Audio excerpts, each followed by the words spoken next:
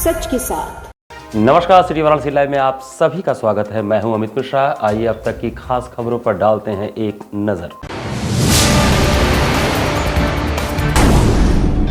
24 मार्च को अपने संसदीय क्षेत्र वाराणसी आएंगे पीएम मोदी, देंगे 14,500 करोड़ रुपए की योजनाओं का उपहार। पुरानी पेंशन बहाली सहित 14 सूत्री मांगों को लेकर भारतीय मजदूर संघ का प्रदर्शन। पीडब्ल्यूडी की अनदेखी के खिलाफ नई सड़क में पूर्व पार्षद का अनोखा विरोध।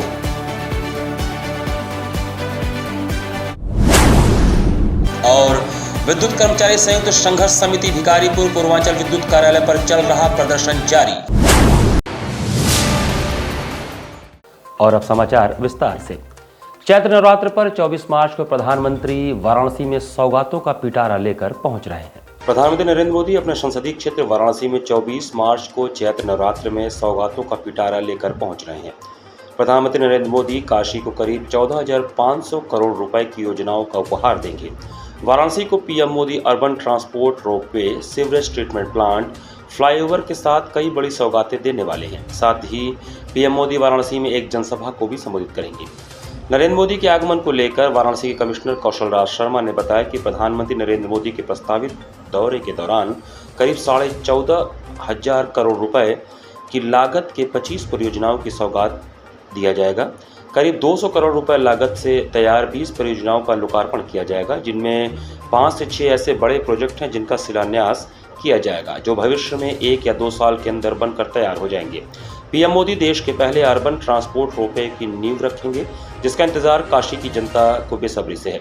करीब 650 करोड़ रुपए की लागत से बनकर तैयार होने वाले अर्बन ट्रांसपोर्ट रोपवे वाराणसी में बनने वाले 5 स्टेशनों से होकर गुजरेगी, जिसके लिए 30 टावर बनाए जाएंगे। पीएम के द्वारा शिलान्यास किए जाने के साथ 24 मार्च से रोपवे के निर्माण का कार्य प्रारंभ हो जाएगा। प्रधानमंत्री जी का जो वाराणसी में प्रस्तावित कार्यक्रम है, उसमें लगभग 25 योजनाओं के 1450 करोड़ की परियोजनाओं का सौगात वाराणसी को मिलने जा रही है। इसमें करीब 200 करोड़ के प्रोजेक्ट्स हैं, जो लगभग 20 अपने संख्या में हैं, उनका तो लोकार्पण किया जाएगा। इसी के साथ 5-6 बड़े प्रोजेक्ट हैं जिनका शिलान्यास किया जाएगा, जो भविष्य में 1-2 साल में बनके तैयार होंगे। जो हमारा शिलान्यास किए जाने वाला प्रोजेक्ट है, उनमें शहर की मोबिलिटी के लिए रोपवे का प्रोजेक्ट है, जो काफ़ी समय से वाराणसी की जनता को जिसका इंतजार था। वो रोपवे का प्रोजेक्ट बनना 24 मार्च के बाद प्रारंभ हो जाएगा। इसका जो शिलान्यास होना है वो माननीय प्रधानमंत्री जी के द्वारा किया जाएगा। रोपवे का पूरा प्रोजेक्ट की कंस्ट्रक्शन कॉस्ट लगभग 555 करोड़ रुपए है। इसी के साथ यूटिलिटी शिफ्टिंग की और लैंड की और अन्य कॉस्ट जोड़ ली जाए तो पूरा प्रोजेक्ट लगभग 650 करोड़ का प्रोजेक्ट होता है। इसका फर्स्ट फेज़ जो है, इसका शिलान्यास होगा, जिसमें 5 स्टेशन बनेंगे। कैंट रेलवे स्टेशन से चलती हुई ये रोपवे सीधी गोदोलिया तक जाएगी और 16 मिनट में ये जर्नी पूरी हो सकेगी। इन 5 स्टेशन के साथ साथ 30 जो टावर हैं उनको भी बनना है और उनकी सारी लैंड एक्विजिशन की कार्रवाइयाँ चल रही हैं। यूटिलिटी शिफ्टिंग, जो इसमें पाइप हों या बिजली के जो तार हों, उन सब की यूटिलिटी शिफ्टिंग की धनराशि आ चुकी है और विभागों ने उसके ऊपर कार्य प्रारंभ कर दिया है। ये स्विट्जरलैंड की कंपनी है और उसके साथ एक भारतीय कंपनी है, दोनों का कंसोर्शियम है जिनके द्वारा ये कार्य किया जाएगा। उन्होंने भी अपना ऑफिस यहाँ पे खोल दिया है, उनके भी इंजीनियर्स यहाँ पे आ चुके हैं। विस्तृत डीपीआर उनकी बन चुकी है और उसके अकॉर्डिंग ही अब काम आगे बढ़ रहा है। आने वाले हफ्ते 10 दिन में यूटिलिटी शिफ्टिंग और लैंड एक्विजिशन, ये दोनों बड़े काम होने हैं, उसकी पूरी तैयारियां कर ली गई हैं। माननीय मुख्यमंत्री जी का वाराणसी आगमन होना है, वे भी इस परियोजना के अलाइनमेंट को देखने के लिए जाएंगे और इसी के साथ जो बाकी परियोजनाओं का लोकार्पण शिलान्यास होना है, उनके बारे में भी यहाँ पे जानकारी लेंगे।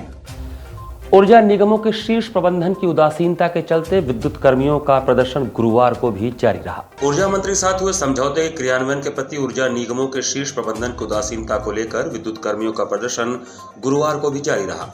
इसके साथ ही पूर्व घोषित कार्यक्रम के तहत बिजली कर्मी आज रात 10 बजे से 72 घंटे की सांकेतिक हड़ताल पर चले जाएंगे। विद्युत कर्मचारी संयुक्त संघर्ष समिति के आह्वान पर भिखारीपुर पूर्वांचल विद्युत कार्यालय पर चल रहे कार्य बहिष्कार के दूसरे दिन भी विरोध प्रदर्शन किया गया। संघर्ष समिति के पदाधिकारियों ने एक बार पुनः दोहराया है कि ऊर्जा निगमों के शीर्ष प्रबंधन की हठवादिता के चलते बिजली कर्मियों को हड़ताल पर जाने हेतु बाध्य होना पड़ रहा है। समझौते के कुछ प्रमुख बिंदुओं में बनी सहमति के अनुसार ऊर्जा निगमों के चेयरमैन एवं प्रबंध निदेशक का चयन समिति के द्वारा किया जाना, पूर्व की तरह मिल रहे 3 पदोन्नति पदों के समयबद्ध वेतनमान के आदेश, बिजली कर्मियों के लिए power sector employees protection act लागू करने, पारेषण के विद्युत उपकेंद्रों के परिचालन व अनुरक्षण की आउटसोर्सिंग को बंद करने, नए विद्युत उपकेंद्रों का निर्माण पारेषण निगम से कराए जाने, निविदा अथवा संविदा कर्मियों को अलग अलग निगमों में मिल रहे मानदेय की विसंगतियां दूर कर समान मानदेय दिए जाने, भत्तों के पुनरीक्षण व वेतन विसंगतियों का निराकरण किया जाना प्रमुख है। इसके अतिरिक्त बिजली कर्मियों की मांग है कि प्रदेश के सबसे सस्ती बिजली उपलब्ध कराने वाले विद्युत उत्पादन निगम को ओबरा एवं अनपरा में 800 मेगावाट की 2 इकाइयां प्रदान किया जाना मुख्य मांग है। सभा की अध्यक्षता इंजीनियर नीरज पांडे ने एवं संचालन राजेंद्र सिंह ने किया। सभा को engineer Sunil Kumar, engineer Ashish Kumar, engineer Manoj Yadav, engineer Sanjay Sharma, engineer Amit Tripathi, engineer Sanjay Bharti, Tapan Chatterjee, Kunj Bihari, Sohan Lal, engineer Avinash Patel, Virendra Singh, Ram Kumar Jha, Vijay Singh, Jivat Lal आदि ने संबोधित किया। मैं आप मीडिया बंधु के माध्यम से माननीय प्रधानमंत्री जी से, प्रदेश के यशस्वी मुख्यमंत्री जी से, माननीय ऊर्जा मंत्री जी से अनुरोध करना चाहता हूँ, अपील करना चाहता हूँ कि जो हमारे समझौता हुआ है, जो हमारी जायज़ मांगे हैं, कर्मचारियों की जो जायज़ समस्याएं हैं, उनका निदान तत्काल प्रभाव से करें। जो आदेश, जो समझौता हुआ है, उसका अनुपालन कराना सुनिश्चित करने का कष्ट करें, जिससे ये विद्युत कर्मी आंदोलन की राह छोड़कर कार्य की राह पर लौटे एवं आम जनमानस को किसी प्रकार की कोई समस्या न हो, आम जनमानस को किसी प्रकार की कोई कठिनाई न हो, इसका पूरा ध्यान रखते हुए आम जनमानस को निर्बाध विद्युत आपूर्ति सुनिश्चित कराई जा सके। पुरानी पेंशन बहाली, महंगाई सहित 14 सूत्री मांगों को लेकर भारतीय मजदूर संघ ने गुरुवार को जिला मुख्यालय पर प्रदर्शन किया। पुरानी पेंशन बहाली, कर्मचारी महंगाई, बेरोजगारी और सरकारी उपेक्षाओं सहित 14 सूत्री मांगों को लेकर भारतीय मजदूर संघ ने गुरुवार को जिला मुख्यालय पर प्रदर्शन किया। प्रदर्शन कर रहे लोगों का कहना था कि आंगनबाड़ी बहनों के लिए सरकार के द्वारा तय किए गए मानदेय को अभी तक लागू नहीं किया गया है। आशा संगिनी बहनों के साथ भी पूर्ण रूप से अन्याय हो रहा है। संविदा कर्मियों को आउटसोर्सिंग के नाम पर न तो समय पर वेतन दिया जाता है तथा नौकरी से निकाले जाने का भय सदा रहता है। उनके लिए कोई नियमावली भी नहीं बनाई गई है। सफाई कर्मचारियों को बिना सुरक्षा उपकरण के ही कार्य कराया जाता है और उचित वेतन भी नहीं दिया जाता है। एनएचएम में कार्य कर रहे संविदा कर्मियों को बीमा का लाभ देने के लिए केंद्र सरकार से बजट मिला, लेकिन उसे भी अभी तक लागू नहीं कराया गया। स्थानांतरण का भय दिखाकर उनका शोषण किया जाता है। वेतन विसंगतियां पहले से ही विद्यमान हैं। 108, 102 एम्बुलेंस के कर्मियों को वार्ता के बाद भी अभी तक वापस नहीं लिया गया। वो भूखमरी में जी रहे हैं। पटरी रेहड़ी दुकानदारों को प्रतिदिन उत्पीड़न और जलालत झेलनी पड़ती है। असंगठित क्षेत्र में कार्य कर रहे दिहाड़ी मजदूर, ग्रामीण मजदूर, नाई, धोबी, दर्जी, अन्य सभी को कोई सामाजिक सुरक्षा, प्रतिदिन भोजन की व्यवस्था भी नहीं है। सरकारी कर्मचारियों की बहुत समय से चली आ रही पुरानी पेंशन की मांग को सरकार ने अभी तक पूरा नहीं किया है। ऐसी तमाम विसंगतियों को लेकर भारतीय मजदूर संघ उत्तर प्रदेश ने 26 अप्रैल 2023 को एक विशाल रैली का आह्वान किया है। उसी के क्रम में आज प्रदेश के सभी जिला मुख्यालयों पर प्रदर्शन किया गया। बनारस के जिला मुख्यालय पर आए हैं माननीय जिलाधिकारी महोदय को ज्ञापन देने। माननीय जिलाधिकारी महोदय के माध्यम से माननीय मुख्यमंत्री के नाम 14 सूत्री ज्ञापन है आज हमारा, जिसको हम सभी पूरे प्रदेश में भारतीय मजदूर संघ के आह्वान पे, भारतीय मजदूर संघ उत्तर प्रदेश के आह्वान पे आज हम पूरे प्रदेश के सारे जिला मुख्यालयों पे ज्ञापन दे रहे हैं। इस ज्ञापन पे हमारा जो प्रमुख विषय है वो 2 विषय प्रमुख रूप से 14 सूत्री मांग है। इसमें एक विषय है जो हमारे असंगठित क्षेत्र के कर्मचारी हैं, साथी हैं, बिजली के संविदा के साथी हैं, अन्य विभागों के जो हमारे संविदा के साथी हैं, इनकी सेवा पुस्तकालय बनाई जाए और इनका विनियमितीकरण किया जाए। इनकी जो समस्याएं हैं उस समस्याओं का समाधान किया जाए, मिनिमम वेज इनका फिक्स किया जाए। और साथ ही साथ एक बड़ा मुद्दा है, पूरे देश का मुद्दा है, सारे साथियों का मुद्दा है कि जो पुरानी पेंशन स्कीम है उसको बहाल किया जाए, न्यू पेंशन स्कीम को लागू किया जाए। G20 सम्मेलन के मद्देनजर शहर में साफ सफाई के साथ ही अतिक्रमण भी हटाए जा रहे हैं। G20 सम्मेलन को देखते हुए नगर में इन दिनों साफ सफाई के साथ ही शहर को अतिक्रमण मुक्त किया जा रहा है। G20 कार्यक्रम के मद्देनजर प्रधानमंत्री नरेंद्र मोदी भी बनारस आ रहे हैं। ऐसे में इनके काफिले वाले मार्ग से जगह जगह अतिक्रमण हटाने का अभियान चलाया जा रहा है। कैंट रेलवे स्टेशन और रोडवेज के पास भी अतिक्रमणकारियों के खिलाफ नगर निगम प्रशासन ने अभियान चलाया। इस दौरान दर्जनों अतिक्रमण हटाए गए। नगर निगम के इस अभियान को देखते हुए अतिक्रमणकारियों में हड़कंप मच गया। G20 के दृष्टिगत और सामान्य तौर पर भी शहर को अतिक्रमण मुक्त बनाने के लिए समय समय पर शासन प्रशासन से निर्देश प्राप्त हुए हैं। उसी के क्रम में कैंट रेलवे स्टेशन के आसपास के क्षेत्रों में अतिक्रमण अभियान चल रहा है। उसी के क्रम में अतिक्रमण हटाया जा रहा है। मुख्यमंत्री आ रहे हैं, प्रधानमंत्री भी आ रहे हैं। तो इसके संदर्भ में क्या कर रही है आप, जो गंदगी फैला रहे हैं लोग? नहीं, लोगों को गंदगी नहीं फैलानी चाहिए। साफ़ सफाई की टीम लगी रहती है और जन जागरूकता भी की जाती है। समय समय पर इस तरह के आयोजन भी किए जाते हैं कि जिससे लोगों में ये जागरूकता बढ़े कि साफ़ सफाई बना कर रखना चाहिए। वाराणसी बहुत महत्वपूर्ण शहर है पूर्वांचल का, इसलिए इसकी साफ़ सफाई सुंदरता का ध्यान लोगों को रखना चाहिए। वैसे भी G20 के दृष्टिगत भी शहर बहुत महत्वपूर्ण है। अतः सभी व्यक्ति लोग को, सभी को, नागरिकों को अपनी सामान्य शहर को सुंदर बनाने के लिए एक जिम्मेदारी के रूप में, नैतिक दायित्व के रूप में शहर को साफ और सुंदर रखना चाहिए।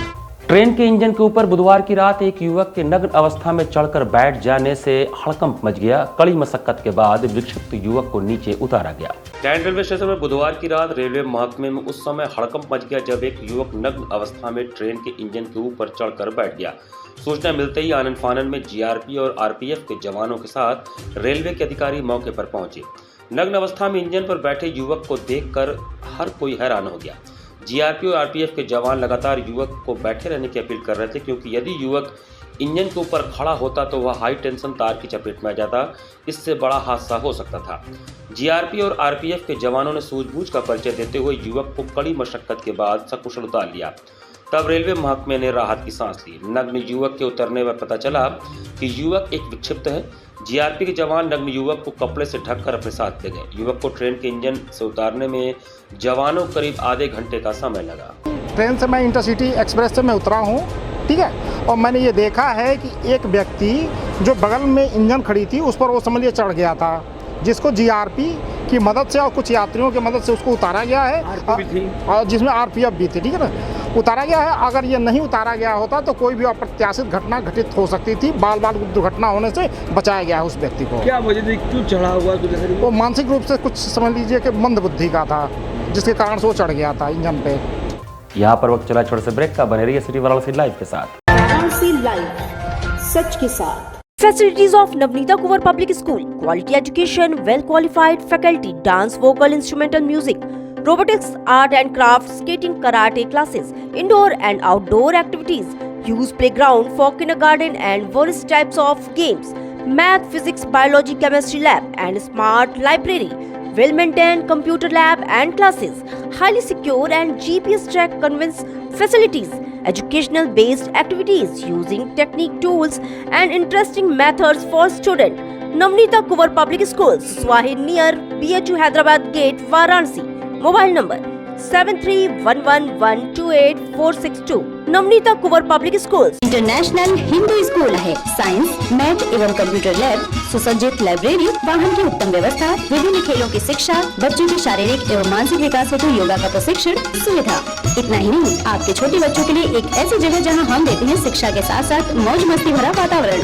International Hindu school, Nagwa, Lanka, Varanasi. Swami Harsevanand public school वातानुकूलित छात्र छात्राओं हेतु छात्रावास की सुविधा, हरितिमा युक्त खेल का मैदान, indoor game, outdoor game, NCC, ABC certificate तथा कैरियर काउंसलिंग की सुविधा, विज्ञान, कला तथा कॉमर्स के साथ वैकल्पिक विषयों की एक लंबी श्रृंखला, कम फीस में उत्कृष्टम अध्ययन की व्यवस्था, शहर की सभी भागों क्षेत्र में बस की सुविधा, विज्ञान, कंप्यूटर तथा सभी आधुनिकतम प्रयोगशाला है, ऑडियो वीडियो क्लासेस की सुविधा। Swami Harsevanand public school and hostel शिक्षण समूह शाखाएं हड़वाघाट, Ramna, Varanasi. Phone number 9554995413। Jagatganj, Varanasi. Phone number 7408457111। Banpurwa, Ramna, Varanasi. Phone number 9554955412। Railway station road, Durg, Sonbhadra. Phone number 7081109710। Marsara, Ghorawal, Sonbhadra. Phone number 955496319495 एवं स्वामी हरसेवानंद महाविद्यालय Churk, Sonbhadra. Phone number 7081109711। Swami Harsevanand public school पाठशाला ही नहीं, संस्कारशाला भी है। बाल विद्यालय माध्यमिक स्कूल मां गंगा के तट पर स्थित एक उत्कृष्ट स्कूल, LKG से क्लास 12 तक, affiliated to CBSE new Delhi. State of the art computer lab, बच्चों के खेलने कूदने की उचित व्यवस्था, smart classes for better understanding, बच्चों को खेलने एवं कल्चरल एक्टिविटीज के लिए एक विशाल ग्राउंड एवं स्टेज, फिजिक्स का प्रैक्टिकल, उत्कृष्ट केमिस्ट्री लैब, संगीत की कक्षाएं, खेल कूद की व्यवस्था जैसे बास्केटबॉल इत्यादि, योग्य शिक्षकों एवं शिक्षिकाओं द्वारा पठन पाठन की व्यवस्था, उत्कृष्ट ट्रांसपोर्ट की उचित व्यवस्था। आज ही प्रवेश हेतु संपर्क करें बाल विद्यालय माध्यमिक स्कूल, प्रहलाद घाट, वाराणसी। मोबाइल 8009181568 एवं डुमरी पड़ाव, वाराणसी। मोबाइल 8009181549। कोरोना वायरस ने देश में एक बार फिर से रफ्तार पकड़ ली है। ऐसे में जरूरी है कि सभी लोग पूरी एहतियात बरतें। घर से बाहर निकलते समय मास्क का सदैव प्रयोग करें। समय समय पर हाथों को सैनिटाइजर से सैनिटाइज करें। ज्यादा भीड़ भाड़ वाली जगहों में जाने से बचें। 2 गज की दूरी का पालन करें। स्वस्थ रहें, सुरक्षित रहें। जनहित में जारी वाराणसी लाइव। वाराणसी लाइव, सच के साथ। ब्रेक के बाद आपका स्वागत है। G20 सम्मेलन को लेकर जहां एक ओर शहर को स्वच्छ और सुंदर बनाने का कार्य तमाम विभाग कर रहे हैं, तो वहीं दूसरी तरफ PWD की लापरवाही भी देखने को मिल रही है। प्रधानमंत्री नरेंद्र मोदी के संसदीय क्षेत्र वाराणसी में जहां एक तरफ G20 सम्मेलन को लेकर शहर को स्वच्छ और सुंदर बनाने में तमाम विभाग लगे हुए हैं, तो वहीं कुछ स्थानों पर अभी भी PWD की लापरवाही दिख रही है। वाराणसी के नई सड़क क्षेत्र के बीच सड़क में गड्ढा खोदकर उसे भरने के बजाय यथास्थिति छोड़ने से नाराज स्थानीय लोगों ने PWD के अधिकारियों के खिलाफ अनोखा विरोध दर्ज करवाया। गड्ढे को पाटने के लिए स्थानीय पूर्व पार्षद खुद फावड़ा लेकर सड़क पर उतरे और PWD के खिलाफ नारेबाजी करते हुए गड्ढा पाटने लगे। इस दौरान उन्होंने एक पोस्टर भी ले रखा था जिस पर मुख्यमंत्री के आदेशों के बाद भी गड्ढा न भरने का आरोप लगाते हुए PWD के अधिकारियों के खिलाफ स्लोगन लिखा था। गड्ढे को खुद से पाटने वाले स्थानीय पूर्व पार्षद मोहम्मद शाहिद अली मुन्ना ने आरोप लगाया कि विगत महीने PWD के कर्मचारियों ने सड़क पर कार के लिए गड्ढा खोदा था। 1 महीने से ऊपर हो जाने के बाद भी विभाग के द्वारा गड्ढा नहीं भरा गया, जिसकी शिकायत PWD विभाग में किया गया, लेकिन इसके बावजूद भी अधिकारियों ने गड्ढे को भरवाने का काम नहीं किया। जबकि मुख्यमंत्री योगी आदित्यनाथ का निर्देश है कि सड़क पर खुदाई के बाद कार्य पूरा होने के पश्चात ही गड्ढों को भर दिया जाए। इसके बावजूद भी वाराणसी के अधिकारी गड्ढों को भरवाने कार्य नहीं करवाते, जिसकी वजह से आए दिन लोगों को दिक्कतों का सामना करना पड़ता है। ऐसे में हम लोगों को खुद सड़क पर उतरना पड़ा।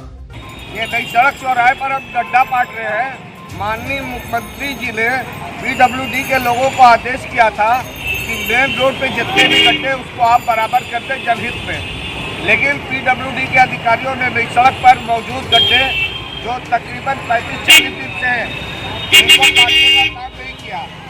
इस शहर के अंदर दर्शनार्थी भ्रमण करने के लिए देश के कोने कोने से दर्शन करने के लिए आते हैं। इसी रोड से जाते हैं, इस रोड से रिक्शा जाता है, ऑटो जाता है, पलट जाता है। बच्चे स्कूल से जख्मी हो जाते हैं। रिक्शा पर पलटने से सवारी चोटिल हो जाती है, दर्शनार्थियों को चोट लग जाती है। लेकिन PWD के अधिकारियों और कर्मचारियों ने जब इस गड्ढे को भरने का काम नहीं किया, तो मैंने खुद PWD के आंख में बंधी हुई पट्टी को खोलने के लिए अपने हाथ से इस गड्ढे को पाटने का काम आदिल खां के साथ में मिलकर किया है। अधिशासी अभियंता कार्यालय कज्जाकपुरा पर बिजली बहाली की मांग करते हुए आम आदमी पार्टी के कार्यकर्ताओं ने प्रदर्शन किया। आम आदमी पार्टी कार्यकर्ताओं ने कज्जाकपुरा अधिशासी अभियंता कार्यालय पर प्रदर्शन कर तत्काल बिजली बहाली की मांग करते हुए कहा कि जब बिजली विभाग के कर्मचारियों ने सरकार को पहले ही अल्टीमेटम दे रखा था, तो सरकार ने इसकी वैकल्पिक व्यवस्था क्यों नहीं की। आम आदमी पार्टी के महानगर सोशल मीडिया के प्रभारी सरोज शर्मा ने कहा कि बिजली विभाग के कर्मचारियों की जो भी मांगे हैं सरकार उन पर विचार करे, लेकिन किसी भी हालत में आम जनता को इसमें ना पीसा जाए। आज बिजली ना होने की वजह से लोग पानी को मोहताज हो जा रहे हैं। बच्चों की परीक्षाएं चल रही हैं जिनसे उनकी पढ़ाई नहीं हो पा रही है। पार्टी कार्यकर्ताओं ने यह भी कहा कि यदि बिजली तत्काल बहाल नहीं की जाती है तो कल आम आदमी पार्टी जिला मुख्यालय पर प्रदर्शन करेगी। कज्जाकपुरा जो बिजली कार्यालय है, पावर हाउस है, यहाँ पे हम उपस्थित हैं। आप कज्जाकपुर ये कोनिया और कोनिया से सटे ये तमाम क्षेत्र सुबह से ही बिजली गायब है। लोग पानी के लिए परेशान हैं, बिजली गर्मी हो गई है, बिजली के लिए परेशान है, लोगों के मोबाइल डिस्चार्ज हो गए हैं, ये समस्या है। बच्चों की परीक्षाएं चल रही है। अखबार में ये निकला है कि 72 घंटे तक बिजली कर्मचारी हड़ताल करेंगे। सवाल यह है कि सरकार जिनको पहले से अल्टीमेटम बिजली विभाग के कर्मचारी दे चुके हैं, तो इसके लिए वैकल्पिक व्यवस्था क्यों नहीं है। दूसरी बात यह है कि ये जो दोमुखी व्यवस्था क्यों है। किनारे के क्षेत्रों में, शहर में चारों तरफ बिजली चालू है, हमारे इस कोनिया क्षेत्र में ये बिजली गायब है, ऐसा क्यों है। और उत्तर प्रदेश सरकार से और बनारस की बिजली के जो भी बड़े कर्मचारी हैं, जो भी अधिकारी हैं या जिलाधिकारी महोदय, ये सुन लें, आज अभी बिजली अगर ये कोनिया क्षेत्र की या तमाम वो भी जहाँ बिजली कटी हुई है, अगर बिजली चालू नहीं होती है तो कल जिला मुख्यालय पे हमारा प्रदर्शन बड़े जोरदार तरीके से होगा। और श्वेता कॉन्वेंट स्कूल में गुरुवार को वार्षिक अंक पत्र और पुरस्कार वितरण समारोह का आयोजन किया गया। पीलीकोट स्थित श्वेता कॉन्वेंट स्कूल में गुरुवार को वार्षिक अंक पत्र और पुरस्कार वितरण समारोह का आयोजन हुआ। अंक पत्र वितरण के साथ साथ कक्षा के सर्वश्रेष्ठ प्रदर्शन करने वाले छात्र छात्राओं को भी पुरस्कृत किया गया। कार्यक्रम का संचालन अनुप्रिया पांडे और दिलनवाज ने किया। कार्यक्रम में मुख्य अतिथि के रूप में डॉक्टर एस.के. जायसवाल और विशिष्ट अतिथि के रूप में नेशनल गर्ल्स इंटर कॉलेज की रेशमा बेगम उपस्थित थी। इसके अलावा विद्यालय की निदेशिका बीना जायसवाल, प्रधानाचार्य डॉक्टर डी.के. पांडे, उप प्रधानाचार्य रजनी जायसवाल, प्रबंधक सतीश चंद्र के साथ साथ सभी शिक्षक एवं शिक्षिकाएं मौजूद थे। धन्यवाद ज्ञापन उप प्रधानाचार्य रजनी जायसवाल और कोऑर्डिनेटर एस.पी. मिश्रा ने दिया। आज विद्यालय में अंक पत्र वितरण कार्यक्रम आयोजित था, जिसमें मुख्य अतिथि के रूप में डॉक्टर सुशील जायसवाल जी और हमारे यहाँ विशिष्ट अतिथि के रूप में नेशनल गर्ल्स स्कूल की वाइस प्रिंसिपल रेशमा बेगम जी का आना हुआ था।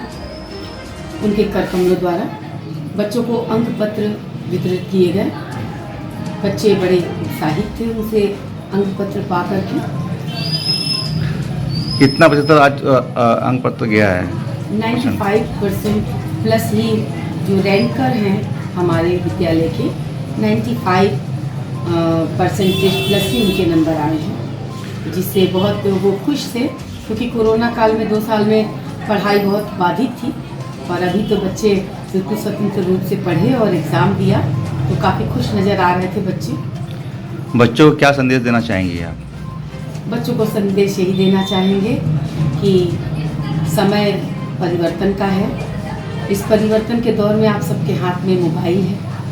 मोबाइल का यूज़ अपनी प्रगति के लिए करिए बेटा।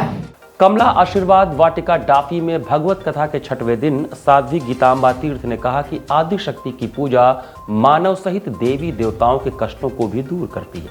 डाफी स्थित कमला आशीर्वाद वाटिका में चल रहे देवी भागवत कथा के 6वें दिन गुरुवार को कथा का अमृतपान कराते हुए देवी उपासिका साध्वी गीतांबा तीर्थ ने कहा कि आदि शक्ति की पूजा केवल मानव के ही कष्टों को दूर नहीं करती, बल्कि देवी देवता भी संकट पड़ने पर आदि शक्ति की शरण में जाते हैं।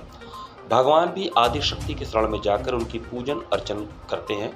कथा का वर्णन करते हुए उन्होंने कहा कि जब रावण सीता का हरण करके लंका लेकर चला गया तो राम पर विपत्ति का पहाड़ टूट पड़ा था और वह सीता जी को वन में खोजते फिर रहे थे। इस दौरान भगवान राम की नारद मुनि से भेंट हुई और उन्होंने विपत्ति को टालने के लिए, विपत्ति से दूर करने के लिए देवी पारायण करने की बात कही। इस पर भगवान राम ने नारद जी से ही आदि शक्ति की महिमा का वर्णन करने की बात कही। नारद मुनि ने भगवान राम को देवी पारायण कराकर आदि शक्ति की पूजा अर्चना कराई। साथ ही जब भगवान राम रावण का वध करने के लिए चले, उस समय अगस्त मुनि लंका में दुर्गा उपासना करने की बात कही और रावण के वध करते समय भगवान राम को ओम क्लीम चामुंडाय विच्छे मंत्र का जाप करने के लिए कहा और यह मंत्र का जाप करते करते राम ने रावण का वध किया। उन्होंने कहा कि आदि शक्ति देवी देवताओं के भी विपत्ति का नाश करती हैं, उनके कष्टों को दूर करती हैं। कथा के अंत में भागवत पोथी की आरती कर भक्तों में प्रसाद का वितरण किया गया। हम तो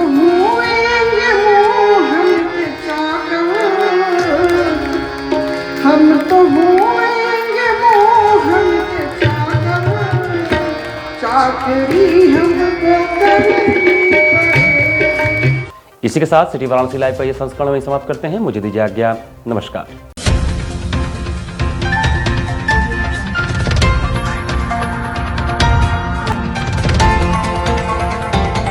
वाराणसी लाइव, सच के साथ।